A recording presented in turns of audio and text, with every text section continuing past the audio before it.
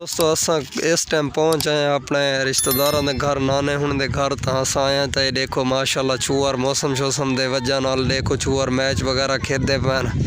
तो असा करें वधे शिकार तो कुछ शिकार करके तो वला दिखे ने है ये मलिक कलीम साहब ही हैं नाल शिकार ते रिजवान मलिक ही हैं तो ये हैं मलिक जगमीर किदे की अर्गन है मरो तुसा तो लुकाई होते ये अर्गन चाहिए होते शिकार असा करें वाला तो कोई भी दिखे नहीं है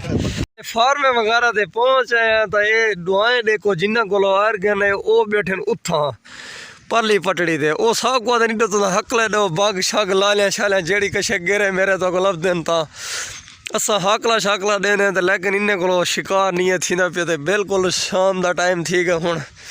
तो शिकार वगैरह करने जे कशे सा को लब दिए था ये दुहाए शिकारी खड़े हुआ था साक वादन तुसा गेरे शेरे को हकले शकले दो अर्गन चाह के आप खड़े था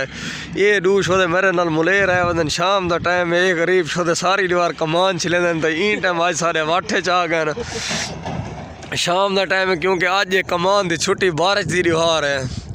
तो इस वास्ते ये सारे भी माशाल्लाह यक्के फार्म इन पाई साइड से जितने भी तुसा दे पाए ये सारे इधर प्लेटें वाले बोर वगैरह लगे पन तो यक्के फार्म इन पाए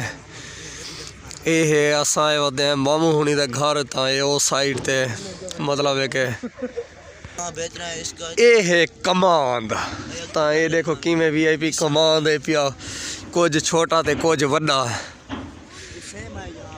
तो सेम शेम इतना देखो कितना पक्का द्रब है वगैरह ते सारा बरून इलाका बड़ा चंगा है ये बर्बाद है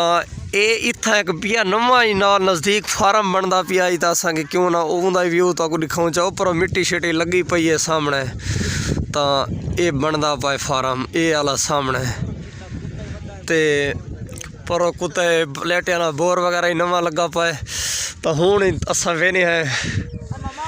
इन्ने को आदे शिकार असा तकरीबन 5-7 शिकार मार गिदन जड़े मतलब है तिलर शिलर ते हूँ असा जुल के उन्होंने भुने ने है वो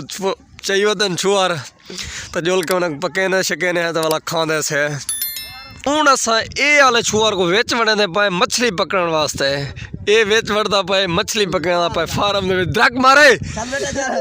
ताई असा फार्म जो मच्छा शच्छा पकड़े ने तो ये बंदा रखे वेंदा पाए तो आपको अगला भी ओला दिखे सो तो बंदा ये देखो बिल्कुल पेह गए बस ये हूँ में मैं मच्छी पकड़े ना पाए ख्याल ले बेच मच्छी पकड़ी सही